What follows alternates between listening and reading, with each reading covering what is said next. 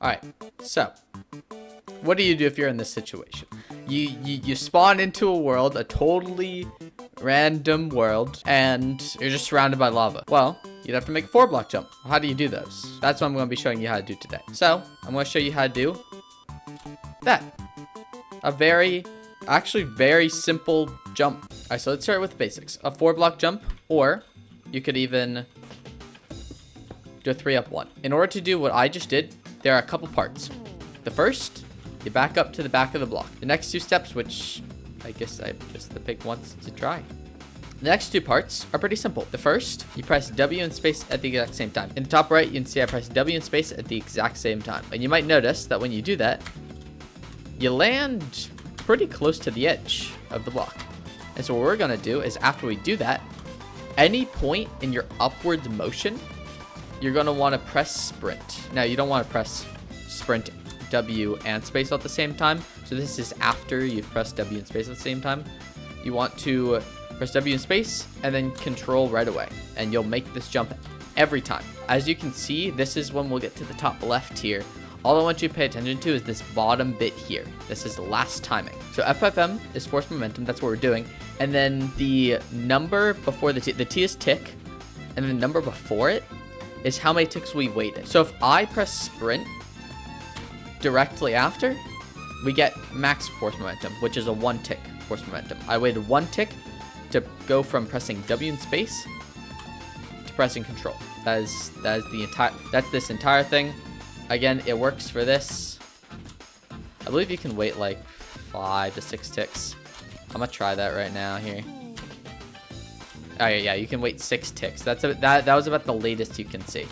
Now you can do 4-block jumps every time.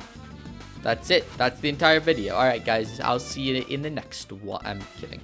No, that would be a bad video if I just ended it there. All right, we're gonna talk about every other like variant of this pretty quickly because they all use the exact same idea. Let's talk about what happens if you have 2 blocks like this. So there's 2 ways you can do this. The first is you can technically just jam like that. Literally, you just press all of them at the same time, and as long as you go from corner to corner, it works. But if you want to use force momentum here, which I think is more consistent in my opinion, but go 5 pixels back, right? Every time you are shift and press a key, you move back 1 pixel. So we'll just line ourselves up at 5 ticks and then do a force momentum. But like I said, you can do this as well. Both work. It's just, let's say you have a wall here. You can't really do that. Now, I think now is a great time to point out why I open my inventory. What you can do is in newer versions, you can open your inventory, press all your buttons right now. I'm holding W space and my sprint key. The moment you exit your inventory, all of those buttons will be pressed, right? So I just press inventory and then I'm fine. I don't even have to like time any of the buttons. I can literally just press inventory, hold them all down, press inventory, and then I'm good. Next jump is this, right? There are a couple ways you can do this. One makes sense, the other doesn't. And I discovered the way that doesn't make sense, so you're welcome. The way that does make sense, now this is probably the hardest one that I'm going to show you. So what I do is I jump up for 2 ticks and then run forward and sprint. It's not a very consistent thing. I usually don't do much of a setup, but it's definitely something you can try out for yourself. Okay, I will show you the way that I figured out. This is I do not recommend this, but you know the inventory jam thing I just taught you about? If you inventory jam straight into the wall, right? So like doing W, control, and space, you can whip your head around 180 and make this jump. So let's say now you have a setup like this, right? So you could do exactly what we just talked about. You can do that, or you can do something a little more consistent. You can do force momentum from about 2 to 3 pixels back. I like 2, but do force momentum, and there you go. Moving on, diagonal. Okay, the furthest diagonal you'll really see is about 3 blocks. This one's also 2 to 3 pixels.